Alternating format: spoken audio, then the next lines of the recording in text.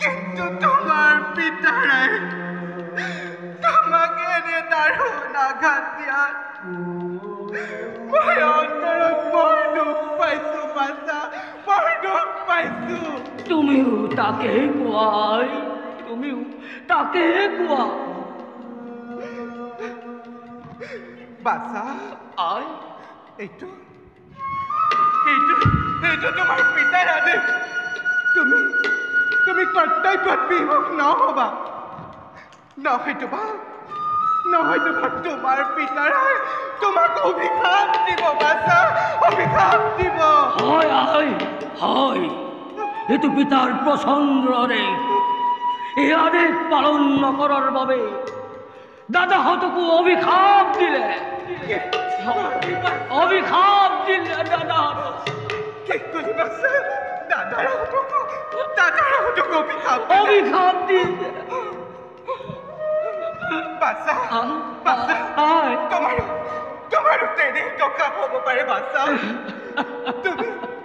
তুমি অতি শীঘ্ৰে পিতাৰ আদেশ পালন কৰা। নহয় আই নহয়, মই যজ্ঞ পালন নকৰো আই। ভগৱান, বিনা দুখে স্বামীয়ে মোৰ প্ৰাণ দণ্ডৰ আদেশ দিছে। আৰু সেই আদেশ পালন কৰ্তা মোৰ নিজ গৰ্ভজাত সন্তান।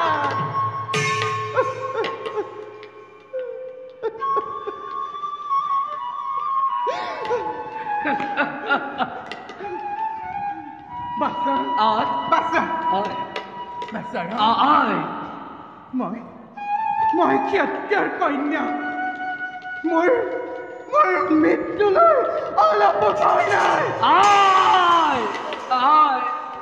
স্বামীৰ আদেশত মই হাঁহি হাঁহি জীৱন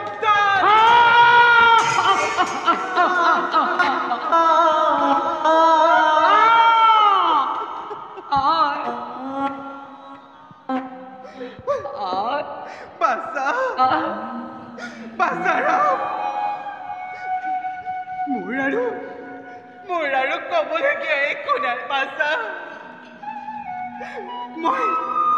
মই ঈশ্বৰৰ ওচৰত প্ৰাৰ্থনা কৰোঁ যাতে মোৰ বাছা ৰামক মাতৃ হত্যাৰ পাপে স্পৰ্শ নকৰে।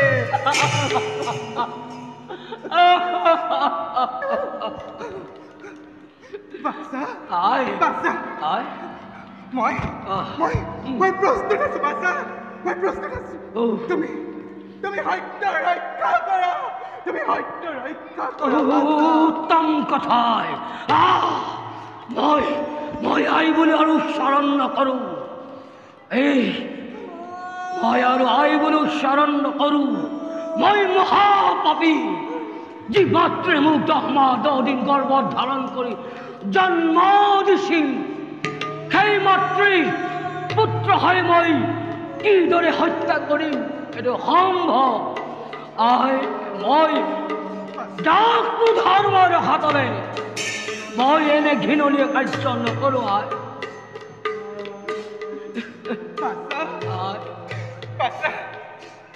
তুমি বিলম্ব নকৰিবা বাছা, নহয়তোবা জনমে জনমে নৰকত পচিব লাগিব।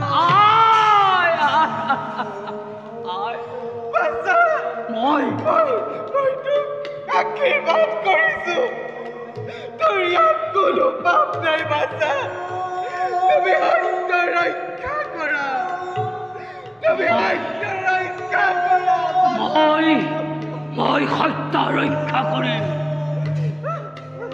হৃদয়, তই বৎসদৰে কঠোৰ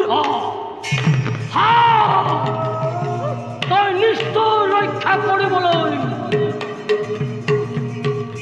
ৰক্ষা কৰ। এই চন্দ্ৰ, বায়ু, সূৰ্য দেৱতা সকলো চাই লোৱা। আজি পৰশুৰামে পিতৃৰ আদেশ পালন কৰিছে।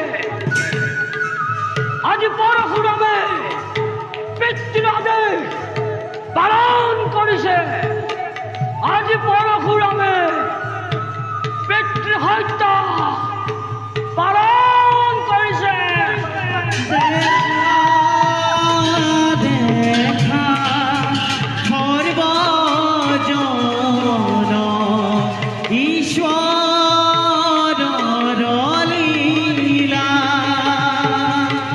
হিৰচেৰ কৰি পুত্ৰই প্ৰতিজ্ঞা